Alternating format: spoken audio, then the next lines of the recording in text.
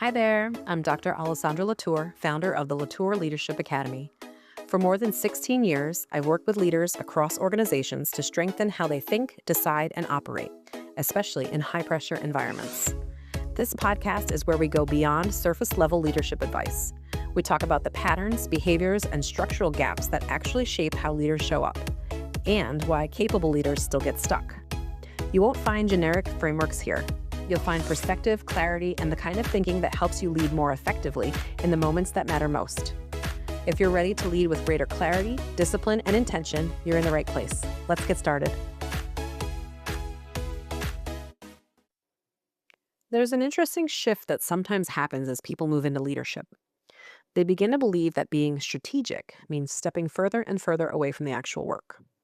Now, there is truth to the idea that leaders should focus on direction, alignment, and big picture thinking. But when leaders stop contributing entirely, when they stop demonstrating the level of effort and thinking they expect from others, something important begins to erode: their credibility. Because teams don't just listen to what leaders say, they watch what leaders are willing to do.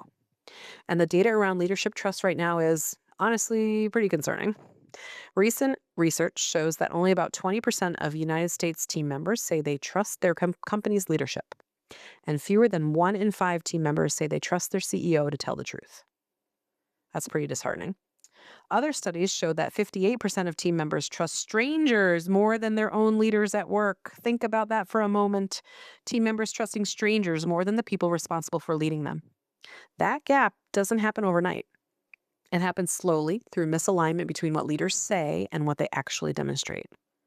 Earlier in my career working in veterinary hospitals, I saw a really clear example of this dynamic play out. In almost every hospital, there were two kinds of people. There still are two kinds of people. There were the ones who would avoid cleaning a pet's cage at all costs because they felt it was beneath them. It wasn't their role. Someone else would get to it eventually. They shouldn't have to clean poop. And then there were people who would walk by a cage, notice it was dirty, and immediately start cleaning it. Not because it was technically their responsibility, but because they would never want their own pet sitting in a dirty cage just because someone thought they were too important to handle it. What's interesting is that everyone in the building was physically capable of cleaning the cage. It wasn't a question of ability, it was a question of mindset. Some people saw tasks through the lens of status. Others saw them through the lens of responsibility. And that difference shows up in leadership all the time. There are leaders who believe their job is to delegate work they themselves have moved beyond. And then there are leaders who understand that demonstrating effort, thoughtfulness, and ownership creates a powerful example for the team. And the research backs this up. Organizations with high trust in leadership see dramatically different outcomes. Teams with trusted leaders have been shown to experience 21% higher profitability and up to 59% lower turnover compared with teams where trust is low. Why? Because trust changes how people show up. When team members trust their leaders, they are far more willing to share ideas, try new approaches, and take thoughtful risks rather than simply doing the minimum required. And trust isn't built through strategy decks. It's built through behavior, through consistency, through visible alignment between what leaders say and what they're personally willing to do. This doesn't mean leaders should be doing everyone else's job. It doesn't mean they should constantly jump into operational work, but it does mean something important. Leaders can't expect thoughtfulness, effort, and accountability from their teams if they stop modeling those same behaviors themselves. Because when leaders only show up to critique the work but never demonstrate the thinking or effort behind it, teams notice. When leaders talk about standards but don't personally uphold them, teams notice. And when leaders distance themselves too far from the reality of the work, they slowly lose the authority that actually matters. Not positional authority, moral authority. The authority that comes from credibility. The authority that comes from demonstrating that no task is beneath you when the greater good is at stake. The most respected leaders I've seen over the years were never the ones who insisted they were above certain work. They were the ones who understood that leadership isn't about protecting status, it's about protecting standards. And sometimes the fastest way to reinforce a standard is simply being willing to model it.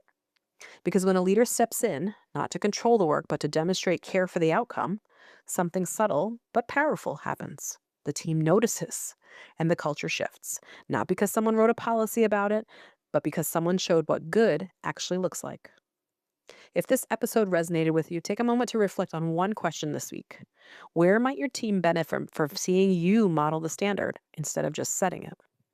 And if you know a leader who would appreciate this conversation, share this episode with them. These are the leadership discussions that help all of us lead with a little bit more credibility and a lot more intention. Thanks for joining me today. If this episode challenged your thinking, that's the point. And it's exactly the kind of work we continue beyond the podcast. You can explore more at latourleadershipacademy.com, where I share leadership programs and resources designed to help leaders translate insight into sustained behavior change.